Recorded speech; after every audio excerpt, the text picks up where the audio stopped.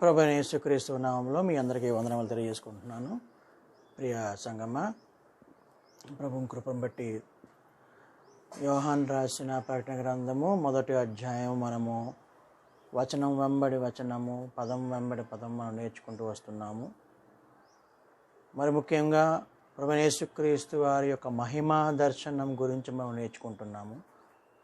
ఆఖరి వచన భాగముల్లో యోహాను రాసిన ప్రకటన గ్రంథము 1వ అధ్యాయంలో 16వ వచనము లాస్ట్లో నిన్న మనము ఆగాము. 16వ వచనము, ఆయన తన కుడి చేత 7 నక్షత్రములు పట్టుకుని ఉండెను. ఆయన నోటి నుండి 2 అంచుల గల వాడి అయిన ఖడ్గం ఒకటి బయలు వెడలుచుండెను. ఆయన ముఖము మహా తేజస్సుతో ప్రకాశించుచున్న సూర్యుని వలె ఉండెను.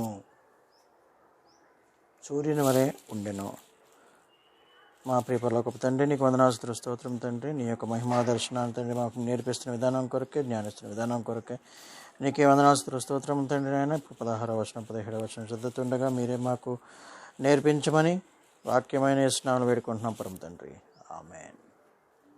ప్రియ సంగమ, మనము మహిమా దర్శనం, ప్రభువైన యేసుక్రీస్తు వారి యొక్క మహిమా దర్శనం మనం చూస్తున్నాము, చదువుకుంటున్నాము, నేర్చుకుంటున్నాము. ఆయన ఏమై ఉన్నాడు అనేది ఇంకా మనకి బాగా అర్థం చేసుకుంటున్నాం. ఎందుకంటే ప్రకటన గ్రంథం అంతా 1వ అధ్యాయం ఎంతవరకు మనం చూసాం, అదంతా ఆయన ఏమై ఉన్నాడు అనేదే. It is about Christ. మనం చూసుకున్న ప్రతి వచన భాగంలో ఇట్ ఈస్ అబౌట్ హిమ్. ఆయన ఏమై ఉన్నాడు, ఆయన ఏమి చేశాడు, ఏమై ఉన్నాడు, ఆయన ఏమి చేశాడు, so that we can worship him more. ఆరాధన అనగా ఆయన ఏమై ఉన్నాడు, ఆయన మన కోసము ఏమి చేసి ఉన్నాడు, దాన్ని బట్టి we are here to worship and praise him. ఇంతవరకు మనం ఆయన ఎన్నో పేర్లు చూసాం. ఈ మహిమా దర్శనములో ఆయన ఒక ప్రధాన యాజకుడుగా, ఎలాగైతే పాత రోజుల్లో బలినర్పణ నర్పిస్తారో ఆ విధముగా ఈయన తన సొంత రక్తంతో ఆయన పరిశుద్ధ స్థలంలోకి వెళ్ళి మనకు కూడా ఆ ప్రవేశ భాగ్యం కలిగించాడు, మన పాప విమోచన కలిగించాడు. అంత మాత్రమే కాకుండా ఒక ప్రధాన యాజకుడు ఎలాగైతే విజ్ఞాపన ప్రార్థన చేస్తాడో అదే విధంగా ఈయన కూడా తండ్రి కృపాసనం మీద కూర్చొని విజ్ఞాపన చేస్తున్నాడు, నీ కొరకు నా కొరకు. And he is in midst of us అని చదువుకున్నాడు. మన మధ్యలో ఉన్నాడు, మనల్ని బిల్డ్ చేస్తున్నాడు, మెల్లమెల్లగా బిల్డ్ చేస్తూ ఆయన యొక్క స్వరూపములోకి మనల్ని తీసుకొస్తున్నాడు, మనల్ని పరిశుద్ధపరుస్తూ ఉన్నాడు. ఆత్మలో నిన్ను నన్ను పరిశుద్ధపరిచాడు. ఇప్పుడు మన ప్రాణములో కూడా, మన మైండ్లో, మన హృదయములో ఇవన్నీ మెల్లమెల్లగా పరిశుద్ధపరుస్తూ ఉన్నాడు. ఏ విధంగా పరిశుద్ధపరుస్తున్నాడు అని అంటే, వాక్యముతో పరిశుద్ధపరుస్తున్నాడు, ఆయన మాటతో పరిశుద్ధపరుస్తున్నాడు. మనం ఆయన గొర్రెలమైతే ఆయన స్వరము మనము వింటాము. ఎప్పుడైతే ఇవన్నీ జరుగుతాయో, ఆయనకి భయపడి ఉండటం అనేది జరుగుతుందో, ఆయనకి ఒబీడియంట్గా ఉండటం జరుగుతుందో, ప్రతిరోజు మన వాక్యంతో ఎప్పుడైతే ఉదక స్నానం చేయబడుతూ మనం ఎప్పుడైతే ఉంటామో, స్లోగా సంఘము it will become matured as we grow in Christ. స్లోగా ఆయన స్వారూప్యములోకి మనం మారుతూ ఉంటాం. అండ్ దెన్ ఆయన స్వరూపంలోకి మనం మారేతున్నాము అంటే it's God who has to be glorified. అందుకనే లాస్ట్లో ఇక్కడ 16వ వచనం వచ్చేసరికి, ఆయన ముఖము తేజస్సుతో ప్రకాశించుచున్న సూర్యుని వలె ఉండెను. Because of all this happening in the church, because ఇదంతా ఏం జరుగుతుంది, చర్చ్ సంఘములో కదా జరుగుతుంది. సంఘముని ఆయన పరిశుద్ధపరుస్తున్నాడు, సంఘం మారుతుంది. సంఘ సభ్యులు మారుతున్నారు. సంఘము ఉదక స్నానం చేయబడుతుంది. సంఘ సభ్యులు ఉదక స్నానం చేయబడుతున్నారు వాక్యముతో. ఎప్పుడైతే మనము బయట నుంచి వాక్యమును పంపిస్తామో ఆ వాక్యము రెండంచుల వాడిగల ఖడ్గమై ఏం చేస్తుందంటండి? ప్రాణాత్మలను చీల్చుతుంది. ప్రాణాత్మలు చీల్చి then the power of Holy Spirit will be released. నిన్న మనం చెప్పుకున్నాం కూడా, సెంట్ బాటిల్ లోపల ఉన్న సెంట్ బయటికి రావాలి అంటే పైనుంచి మనం ప్రెస్ చేస్తేనే ఆ సెంట్ వచ్చేది. సో మనం వాక్యం లోపలికి పంపిస్తున్నప్పుడు మనలో ఆ కార్యం జరుగుతుంది. The power will be released. Why? Because ఈ మాలిన్యాలన్నీ పోయి his power will be released and I will be slowly ఆయన వలె నేను మారుతా ఉన్నాను. If I am getting changed, if you are getting changed, మనమందరం సంఘముగా ట్రాన్స్ఫర్మేషన్కి అవుతా ఉంటుంటే then he will be glorified. ఇప్పుడు ఆయన ముఖము ప్రకాశించడం ఎలా ఉందంటండి? సూర్యుని వలె ఉండెను. అదే ప్రకటన గ్రంథంలో 22వ అధ్యాయంలో 5వ వచనం మనం చూసినట్లయితే, రాత్రి ఇంకెన్నడూ ఉండదు, దీపకాంతి ఎనను, సూర్యుని కాంతిని వాళ్ళకి అక్కర్లేదు, దేవుడైన ప్రభువే వారి మీద ప్రకాశించును. ఆ నిత్య సూర్యుడే మన మీద ప్రకాశింపజేయబోతున్నాడు. మన దేవుడు నీతి సూర్యుడు. మన దేవుడు నీతి. He is sun, SUN sun. Our God is SUN sun. ఆయనే నీతి సూర్యుడు. And he created all these suns and stars and moon. అలాంటి నీతి సూర్యుడైన మన దేవుడు, the God who is sun, SUN sun, sent his only begotten son, SON son. మరలా చెప్తున్నాను, our Lord, our God who is SUN sun, sent his only begotten SON son. ఎందుకంట? For your and my sin, SIN sin. SUN sun, SON sun పంపించాడు SIN సిన్ని తీసివేసేయటానికి.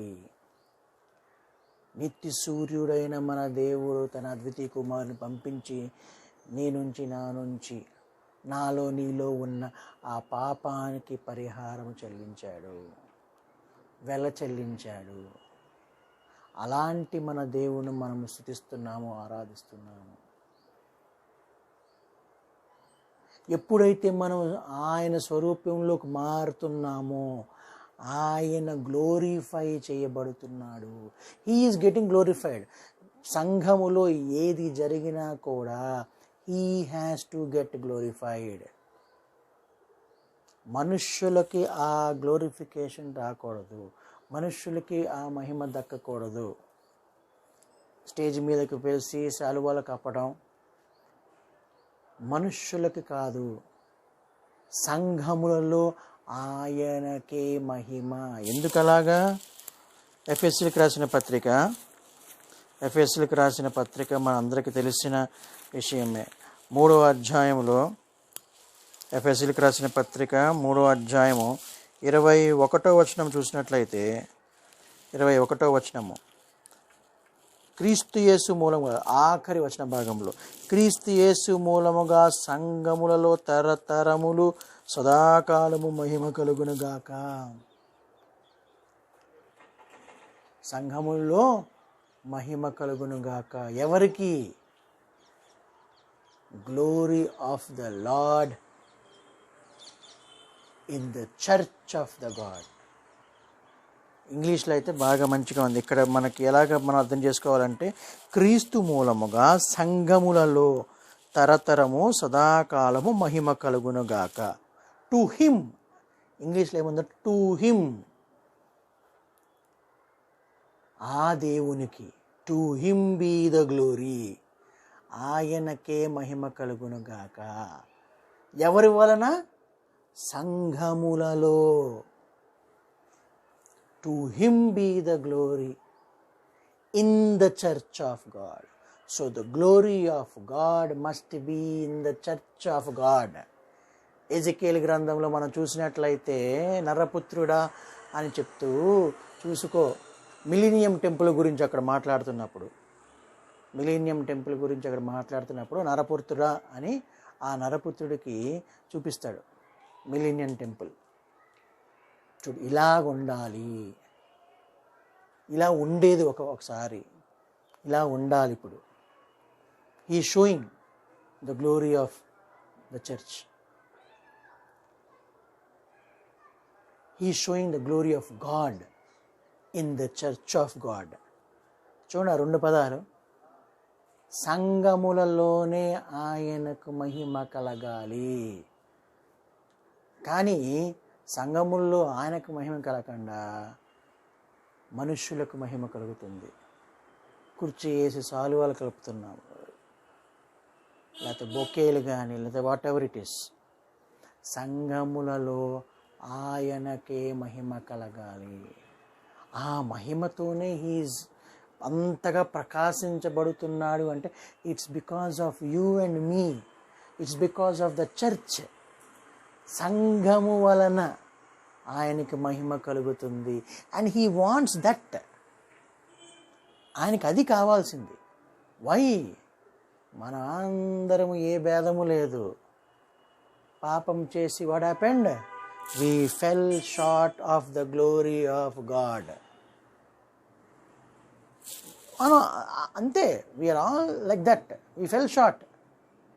అదే పొందుకోవటానికి మనం ఇవన్నీ procedure, ఇవన్నీ జరగాలి. ప్రాక్టికల్గా ఇవన్నీ జరిగితేనే He will be glorified. Because you and I are here to glorify Him. You and I are here to glorify Him. ఆయనకి మహిమ కలగాలి. సో ఇప్పుడు ఎప్పుడైతే సంఘము ఆయన స్వరూపంలో కలుగుతుందో, he is like a blazing sun. న్యాయాధిపతుల గ్రంథంలో కూడా ఈ బ్లేజింగ్ సన్ గురించి రాయబడి ఉంది. అండ్ దిస్ బ్లేజింగ్ సన్, ఈ నీతి సూర్యుడు నీ కోసము నా కోసము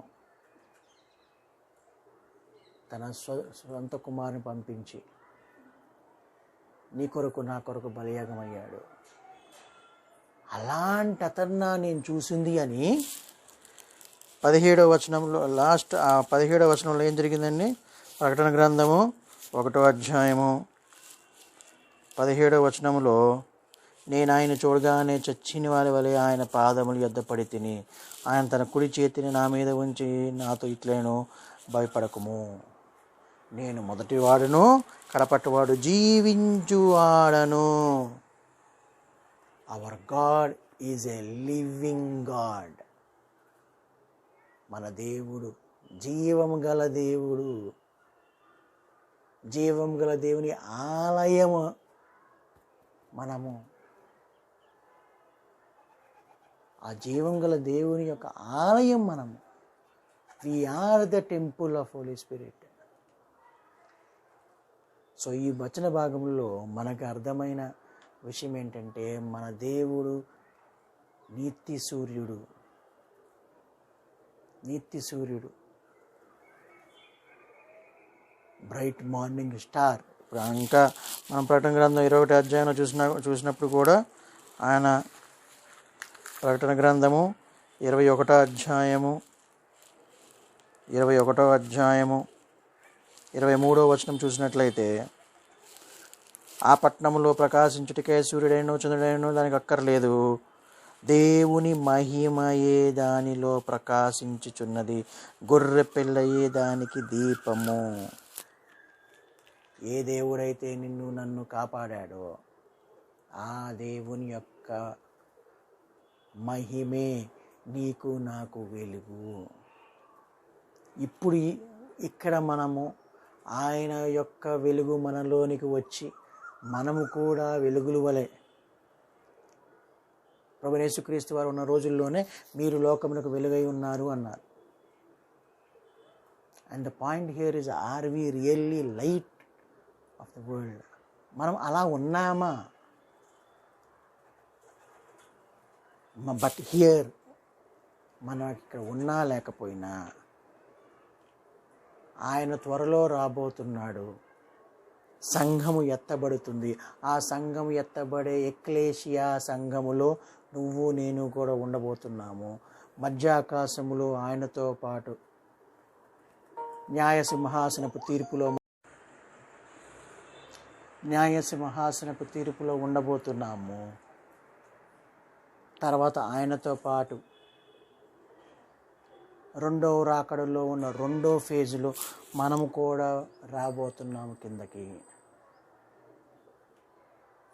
ఇక్కడ వచ్చిన తర్వాత అర్మగద్దోను యుద్ధం అయిపోయిన తర్వాత సాతాన్ని 1000 ఏండ్లు మట్టులేని గొయ్యిలో దింపేసిన తర్వాత మనందరం కలిసి ఆయనతో 1000 ఏండ్ల పరిపాలనలో మనం ఉండబోతున్నాము. దాని తర్వాత గోగు మాగోగు యుద్ధము, దాని తర్వాత ధవల వర్ణపు సింహాసనపు తీర్పు. ఆ తర్వాత ఈ ఉన్న భూమిని అంతటిని తుడిపేసి కొత్త భూమి కొత్త ఆకాశము, ఆ కొత్త భూమి కొత్త ఆకాశములో 12 గుమ్మాల పరలోక పట్టణములో he is going to be our light. సూర్యుడు అక్కర్లేదు, ఏమీ అక్కర్లేదు, ఆయన మహిమయే మనకి వెలుగు. ఇక్కడ 23వ వచనంలో ఏం జరుగుతుందండి? సూర్యుడు ఏం వచ్చిందంటే అక్కర్లేదు, దాని దేవుని మహిమయే దానిలో ప్రకాశించుచున్నది. గొర్రె పిల్లయే దానికి దీపము.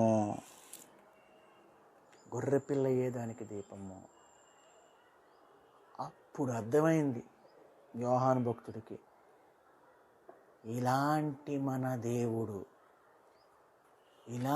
మన దేవుడా నేను చూసింది, నేను రొమ్మున ఆనుకుంది, ఆయనతో పాటు ఉన్నది. Now he understood what exactly our Lord Jesus Christ is. ఆయన ఉన్న రోజుల్లో, మనుషుడిగా ఉన్న రోజుల్లో he was just like a man. మనలాంటి ఒక మనిషే అలానే అనుకున్నాడు. బట్ ఆయనకి ఖచ్చితంగా విశ్వాసం ఉంది, హీ ఈజ్ ఫ్రమ్ గాడ్ అని, he is a son of God అని. అయితే బట్ ఇక్కడ ఈ మహిమా దర్శనం చూసేసరికి చచ్చిన వాని వలె పడిపోయాడంట.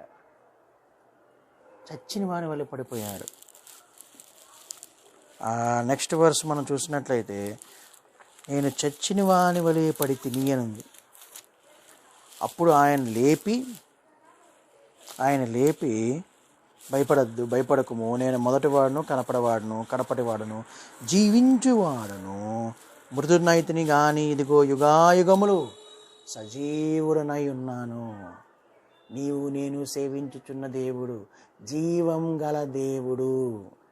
ఆ జీవం గల దేవుని నీవు నేను ఆరాధించాలి, స్తుతించాలి. We are here to worship a living God. యుగములు మనం కూడా ఆయనతో పాటు జీవించబోతున్నాము. అది మన నిరీక్షణ. ఆయనతో పాటు మనము యుగములు జీవించబోతున్నాము. That is the best good news. So ఇదంతా మనం చదువుకున్నట్టయితే ఈ గ్లోరియస్ విజన్లో ఎన్నో అద్భుతాలు మనం చూసాం. ఆయన ఏమై ఉన్నాడు, ఆయన ఏమి చేశాడు అని, ఏం చేస్తున్నాడు అని. And finally he is a living God. మృతునైతిని కానీ సజీవుడినై యుగాయుగములు సజీవుడినై ఉన్నాను. మరియు మరణ యొక్క మరము యొక్కయు పాతాళలోకం యొక్క తాళపు చెవులు నా స్వాధీనంలో ఉన్నవి. You don't worry. ఇవన్నీ నువ్వు చూసి రాయి, ఇవన్నీ నువ్వు చూసి రాయి అని ముగించడం జరిగింది. And this first chapter is all about our Lord Jesus Christ. ఒకసారి మీరు అన్నీ చూసుకున్నట్లయితే ఏమై ఉన్నాడు ఏమై ఉన్నాడు ఏమై ఉన్నాడు ఏమై ఉన్నాడు అని మనం లిస్ట్ డౌన్ చేసుకుంటే you will get all the qualities of our Lord Jesus Christ just in Revelation chapter 1. So మనందరం ఇవన్నీ నేర్చుకొని we have to get prepared to meet our Lord in the mid sky. అట్టి విధమైన కృప దేవుడు మనందరికీ కలగజేయునుగాక. ఆమేన్. వందనాలందరికీ.